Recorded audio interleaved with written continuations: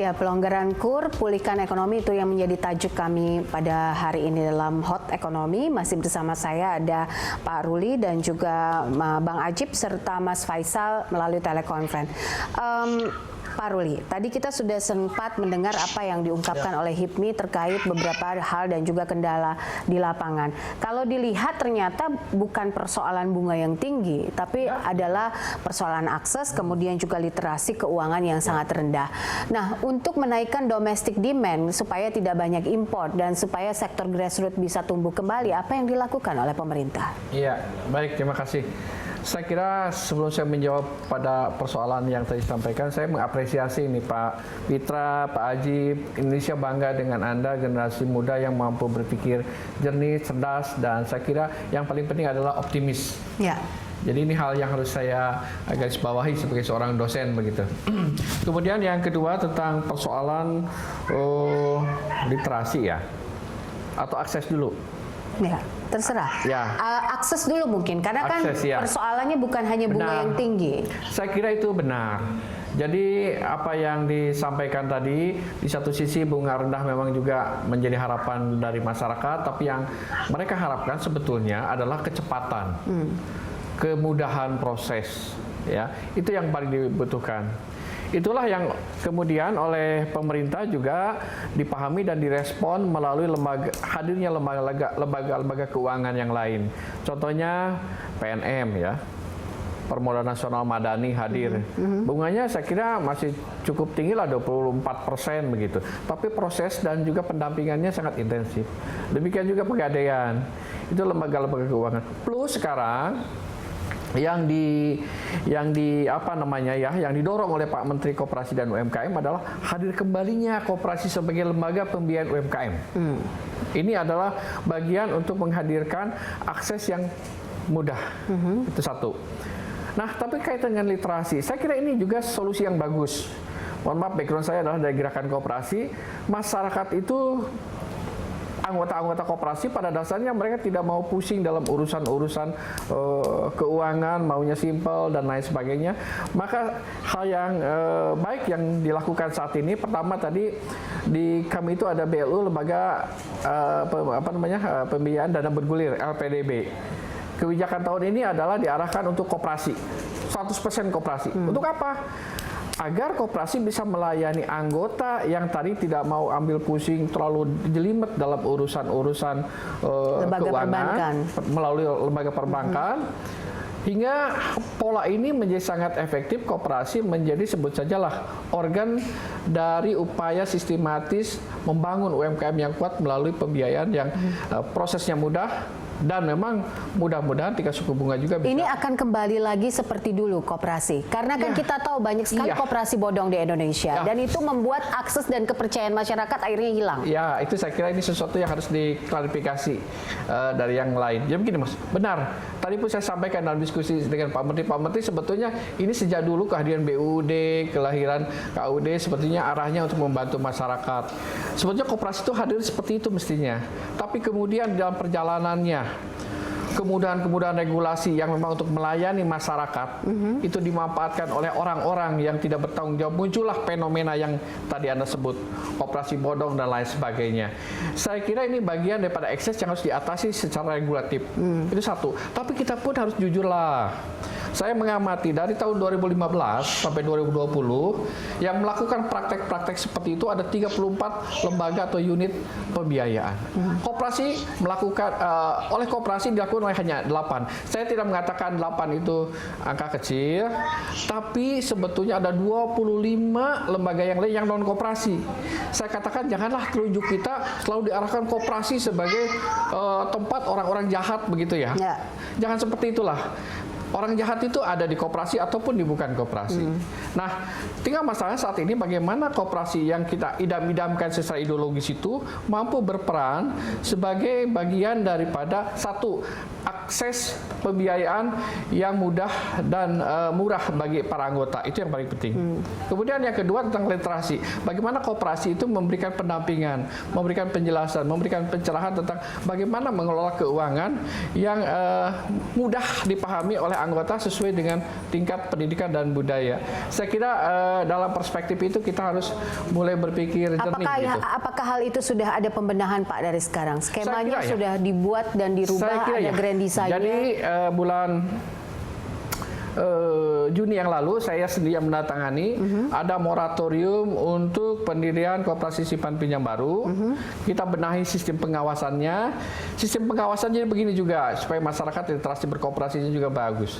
Jadi pengawasan koperasi itu perlu diingat memang satu adalah domainnya internal, ada rapat anggota, ada pengawas yang berfungsi melakukan pengawasan. Tapi juga ada yang diserahkan kepada pemerintah. Pemerintah itu pusat dan pemerintah daerah. Karena koperasi juga ada koperasi daerah, koperasi nasional, koperasi provinsi. Nah, saya kira ini harus dipahami secara komprehensif. Jadi dengan demikian, koperasi itu bermain pada peran penting untuk membangun anggotanya dalam hal ini adalah UMKM. Jadi kita melakukan itu, kita melakukan juga perubahan fungsi dan peran LPDB, kita melakukan perubahan-perubahan regulasi, kita kerjasama dengan berbagai pihak, dengan OJK, dengan termasuk dengan Bareskrim untuk melakukan pengawasan terhadap koperasi-koperasi. Saya kira koperasi nakal ini harus memang secara bertahap dikurangi, malah dihilangkan begitu. Oke, baik. Mas Fitra, sudah ada penjelasan juga soal koperasi supaya masyarakat juga tahu bahwa sekarang sudah ada lagi skema baru dan juga hal-hal yang terus dibenahi oleh pemerintah untuk terus menggiatkan koperasi kembali. Tapi kedepannya apa saja sih sebenarnya sektor yang bisa paling banyak diserap oleh KUR? Apa input yang bisa Anda berikan untuk skema baru ini?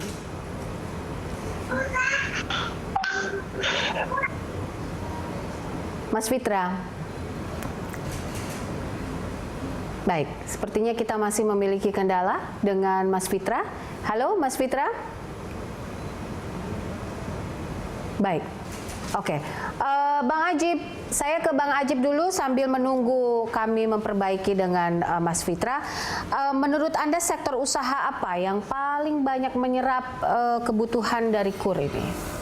Oke, kalau berbicara sektor, tentunya sektor primer bisa sebagai sektor pendorong untuk multiplier efek ke sektor-sektor di sekunder maupun di tersier. Berbicara sektor primer sudah pasti berbicara agrobisnis, maritim, dan lain-lain. Tapi satu hal, Popi, saya sangat tertarik dengan yang disampaikan oleh Pak Ruli tadi. Bagaimana komitmen dari Kemenkop UKM untuk bisa mendorong koperasi menjadi salah satu lokomotif penggerak perekonomian kerakyatan. Tapi problemnya berbicara perkoperasian justru, izin lapor Pak Ruli, kebetulan HIPMI juga mengadakan komunikasi intensif dengan rekan-rekan koperasi termasuk dengan Inkut misalnya. Nah, kecenderungannya problem mereka itu bukan sekedar literasi keuangan, bahkan literasi perkoperasian mereka cenderung rendah. Inilah kemudian Pak Ruli sampaikan, kenapa koperasi orang langsung mikirnya hanya koperasi simpan pinjam. Padahal sebenarnya koperasi ini sebagai termasuk organisasi dan asosiasi untuk bisa executing bisnis sebenarnya bersama-sama untuk meningkatkan kesejahteraan para seluruh anggota. Jadi literasi perkoperasian rendah, literasi keuangan, dan terakhir literasi digital. Inilah 3 PR utama perkoperasian. Jadi izin Pak Ruli nanti semoga ke depan bisa sinergi antara HIPMI dan Kemenkop UKM untuk bisa memberdayakan ekonomi kerakyatan di sini. Nah, jadi begini Popi, kalau sedikit boleh menyambungkan, saya akan fokus ke masalah pembiayaannya. Saya pikir daripada pemerintah fokus dengan subsidi-subsidi bunga, kalau HIPMI lebih sepakat pemerintah fokus memberikan penjaminan kredit modal kerja buat para UKM. Karena kalau memberikan subsidi bunga, justru ini akan membebani APBN ke depannya. Karena selisih bunga yang diberikan KUR ke interest komersial itu ditanggung oleh APBN. Dan kalau itu tidak sudah sampai ke masyarakat, maka justru ada kelompok-kelompok elit yang bisa mendapatkan manfaat atas selisih bunga tersebut. Jadi kalau ini mengusulkan pemerintah fokus pada misalnya tadi Pak Ruli sampaikan, di Kemenkop UKM ada LPDB, di KKP ada LPM UKP namanya, kemudian ada PNM. Tadi siang itu juga meeting dengan PNM, akan ada sinergi yang kita bangun. Jadi bagaimana pemerintah ini memberikan jaminan, ya udah UKM tidak usah mereka memberikan jaminan ketika akan mengakses kredit. Problemnya adalah contoh, LPDB. Begitu macet, nanti BPK yang akan turun. Ini kan orang jadi takut juga. Oke, baik. Sehingga bagaimana ini perlu dielaborasi oleh pemerintah. Pemerintah memberikan jaminan, misalnya jaminan kredit modal kerja. UKM yang akan masuk, mereka nggak usah butuh jaminan aja. Baik. Pemerintah yang menjamin di situ. Baik, Mas Fitra, saya ingin Anda menanggapi apa yang disampaikan oleh HIPMI atau Bang Ajib tadi terkait dengan regulasi, kemudian juga birokrasi, stimulus, apa yang bisa diberikan inputnya terkait dengan kurir. Ya, saya sepakat sekali. Jadi begini, jadi kalau kita lihat perjalanan dari POJK di bulan Februari, itu kenapa kok nggak disalur-salurkan? Karena perbankan ini semakin risk averse memasuki pandemi ini, gitu ya. Jadi sebelumnya saja mereka memang sudah enggan menyalurkan ke UMKM karena faktor risiko yang terlalu tinggi. Tetapi apalagi di masa pandemi seperti ini, jadi memang butuh afirmasi ya dari pemerintah. Tetapi saya sepakat juga dengan Pak Ajib tadi, bentuknya bukan subsidi bunga, tetapi lebih ke arah penjaminan, dan itu lebih baik untuk APBN, lebih baik juga untuk para pelaku UMKM-nya. Itu yang pertama.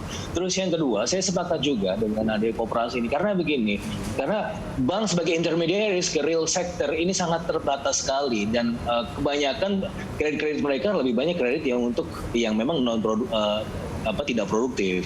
Nah, koperasi dalam hal ini sebenarnya jauh lebih inklusif dibandingkan dengan perbankan secara umum. Karena apa? Karena kalau kita bicara masalah akses, UMKM ini jauh lebih bisa mengakses koperasi ketimbang perbankan. Ya. Nah, oleh karenanya peran dari Kementerian Pak Teten ini dan Pak Ruli ini sangat pivotal di saat pandemi. Makanya saya rasa kemunculan Pak Teten ini sangat terbatas gitu ya di saat pandemi. Seharusnya lebih sering muncul Pak Ruli. Mudah-mudahan bisa lebih membantu kita melakukan proses recovery during pandemic, karena kita lagi ada di jurang nih. Jadi resesi atau tidak itu tergantung kuartal 3, dan kuartal 3 ini sangat tergantung pada kecepatan eksekusi. Ya, Mas Fitra, ada target 190 triliun di 2020 ini. Apakah ini bisa terrealisasi? Apa yang bisa dilakukan sehingga ini bisa lebih masif dan cepat gitu? Mas Fitra? Oke. Baik, sepertinya kita punya masalah juga dengan teknis lagi. Kami break sebentar, pemirsa. Kami akan lanjutkan Hot Ekonomi usai jeda.